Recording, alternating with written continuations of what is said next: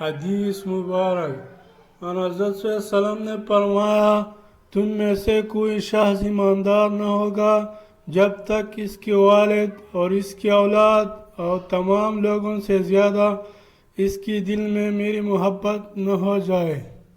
حدیث مبارک حضرت انس رضی اللہ عنہ بیان کرتے ہیں رسول اللہ صلی اللہ علیہ وسلم نے فرمایا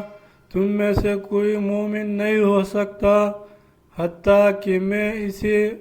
اس کے والد اس کی اولاد اور تمام لوگوں سے زیادہ محبوب نہ ہو جاؤ۔ حدیث مبارک حضرت عباس بن عبد المطلب بیان کرتے ہیں رسول اللہ صلی اللہ علیہ وسلم نے فرمایا جو شخص اللہ کے رب ہونے